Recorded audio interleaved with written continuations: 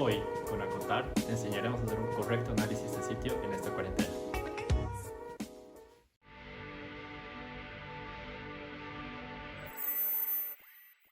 Como primera parte, es necesario que sepamos cuáles son los primeros elementos que nosotros tenemos que identificar para lograr un correcto análisis. Para arrancar, comenzaremos con los antecedentes.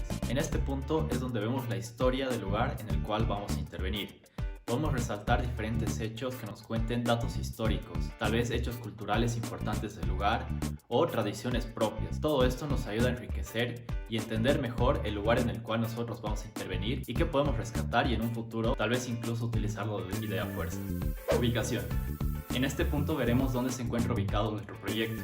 Es necesario sistematizar toda esta información de manera técnica mediante los siguientes recursos. Pueden ser coordenadas, pueden ser datos que obtengamos de una base de datos y los cuales nos van a ayudar a determinar físicamente dónde se encuentra nuestro proyecto. Ahora, esto puede ser ubicado igual de manera política en los planos que podemos obtener o de la gobernación o de la municipalidad o de algún ente público el cual nosotros tengamos. Entonces podemos ver distritos, zonas, provincias, las cuales nos ayudan a identificar en qué zona nos encontramos y cuáles son probablemente las normativas a las cuales nos vamos a enfrentar posteriormente. Los límites del proyecto en la parte de la escala del dónde está emplazado el terreno pueden ser marcados de manera técnica y es necesario utilizar técnicas como la triangulación para determinar exactamente cuáles son los lados y estas medidas que nosotros posteriormente vamos a usar para el diseño. Los podemos ver en dos escalas. La primera, una pequeña, que es el lugar que vamos a intervenir, y la otra, una más grande, que es el área de influencia que va a tener ese proyecto que vamos a emplazar. Mancha urbana. Para este punto es necesario que nosotros entendamos la morfología urbana que tiene el sector que vamos a intervenir, y el ejercicio es bastante simple. Podemos manchar los manzanos con pintura negra, por así decirlo, y dejar las calles en blanco para entender un poco cómo es que se comporta esa estructura y luego nosotros cómo nos vamos a insertar en ella. Topografía. Es la técnica que nos permite entender cuál es el relieve de un determinado terreno, a qué pendiente nos enfrentamos y con qué curvas posteriormente vamos a trabajar.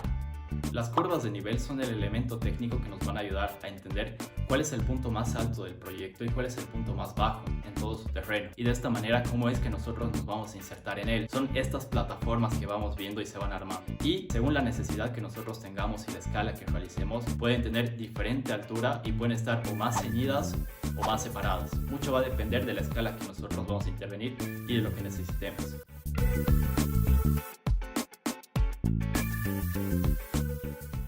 Además es importante que conozcamos ciertos ámbitos del clima en nuestro sitio. Por ejemplo, el asoleamiento, la dirección de los vientos en las diferentes épocas del año, asimismo como las temperaturas máximas y mínimas que tendremos a lo largo del año. Otro punto importante es conocer la precipitación pluvial, la humedad relativa, además a qué altura se encuentra nuestro sitio. En el ejemplo tenemos el asoleamiento que va de este a oeste por el lado norte. Tenemos que los vientos son dominantes de sur a norte en invierno, la temperatura máxima es de 36 grados centígrados y mínima de menos 8 grados centígrados, y esta ciudad se encuentra a 2.500 metros sobre el nivel del mar. Vegetación. En este punto nos vamos a enfrentar a inventariar todo hecho vegetativo en el cual nos vamos a encontrar en el lugar que ya hemos marcado como área de influencia. Es de acá donde nace de nosotros preservar la gran mayoría o intentar hacerlo, cosa de tratar de salvar ese verde que tiene la ciudad. Podemos clasificar la vegetación en estos diferentes puntos. En primera parte tenemos las especies o nombres. Podemos adoptar el nombre típico del lugar o el nombre científico, ya sean pinos, jacarandás, arbustos.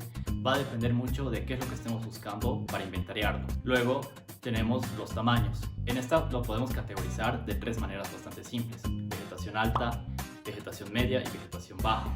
Vegetación alta como ser los pinos, media como ser un jacarandá y baja como ser arbustos o cubresuelos. Luego podemos clasificar esta vegetación por el diámetro de su tronco y el diámetro de su copa. Esto para tener una idea de cómo es que este elemento se inserta en el medio físicamente. Después podemos obtener las alturas de esta vegetación y la sombra que ellos generan. Es necesario tener un inventario de todo esto para que posteriormente, cuando realicemos una propuesta, tomemos en cuenta estos elementos verdes y no sean aislados o indiferentes en nuestro medio.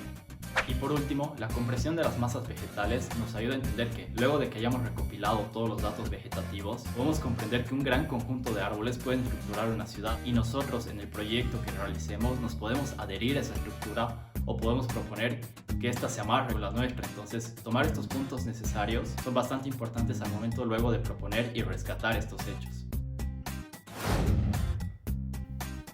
En este aspecto tendremos vistas con punto focal, desde el terreno, donde podemos señalar vistas con interés en un elemento natural o urbano, ya sea por su belleza o significado. Las visuales hacia el terreno nos permitirán enfatizar visualmente los elementos notables cerca a él, incluso enfatizar el mismo según las cualidades del lugar. Un aspecto muy importante a mencionar serían los recorridos visuales, en los que en cada imagen que se obtiene se van descubriendo nuevos elementos y atributos espaciales. Aquí les presentamos un ejemplo de la secuencia de imágenes que se sacó en el recorrido trazado.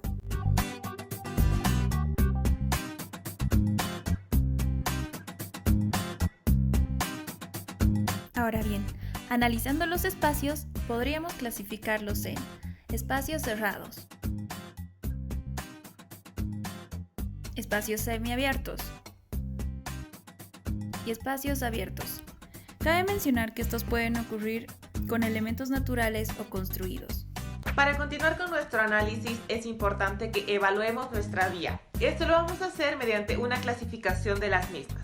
Para esto vamos a tomar puntos relevantes que nos van a ayudar. Por ejemplo, saber cuál es la característica que tienen de flujo, cuál es el control de acceso y relación que existe entre vías, además de la cantidad de carriles y la relación que tienen con el transporte público. Una vez hemos analizado estos puntos, en este caso vamos a dividir en 3 tipologías. Primero tenemos las vías arteriales, segundo están las vías colectoras y por último tenemos las vías locales. Las vías arteriales permiten el tránsito vehicular con media o alta fluidez, baja accesibilidad y relativa integración con el uso de suelo colindante. Además, deben permitir una buena distribución y repartición del tráfico a las vías colectoras y de servicio. El estacionamiento y descarga de mercancía está prohibido. Las vías colectoras sirven para llevar el tránsito de las vías locales a las arteriales. Además, dan servicio tanto al tránsito de paso como hacia las propiedades adyacentes. Y por último, las vías locales son aquellas cuya función principal es proveer acceso a los predios o lotes, debiendo llevar únicamente su tránsito propio, generando tanto de ingreso como de salida. Por ellas transitan vehículos livianos, ocasionalmente semipesados. Se permite el estacionamiento vehicular y existe tránsito peatonal irrestricto.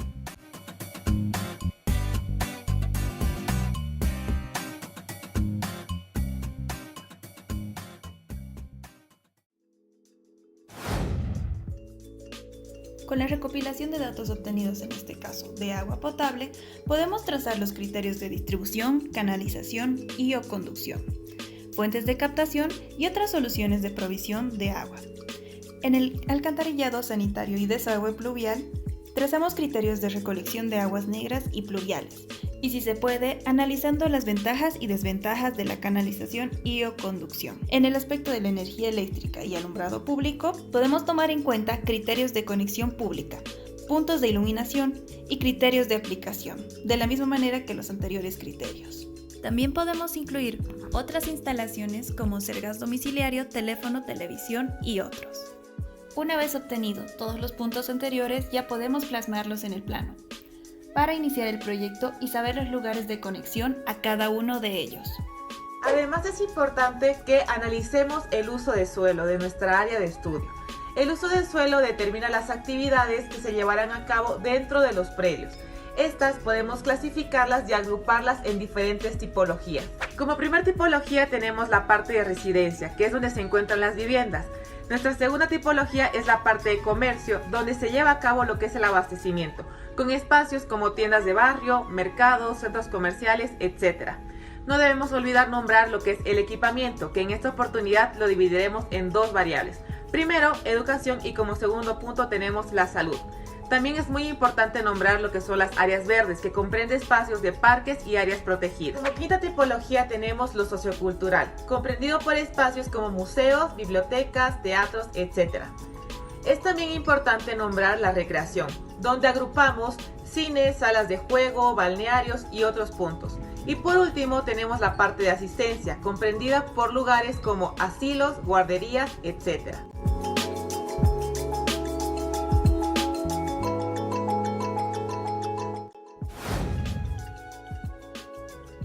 La sumatoria de construcciones se leen como una fachada continua. Estas pueden presentar diferentes aspectos que caractericen el lugar. Como podemos ver en el trazado, si realizamos un pequeño corte, este tendría aspectos y cualidades espaciales que darían cierta peculiaridad al sitio. Se puede también analizar otros aspectos, como el área construida y su emplazamiento en el manzano, ya sea que ésta se encuentra sobre rasante, sin retiros laterales, viviendas adosadas o aquellas construcciones con patio interno. Todo esto dependiendo de la normativa del lugar o del sitio donde esté emplazado el terreno. Ahora bien, analizando otro aspecto, en este caso el formal, tendríamos una relación proporcional de las viviendas o construcciones aledañas al lugar. Las características en fachada otorgan cierta singularidad al sitio, ya sea presentando ritmo, modulación y simetría en vanos, puertas, ventanas y demás. Finalmente tenemos el plano de alturas, donde diferenciamos con colores las construcciones de 1, 2 o más pisos.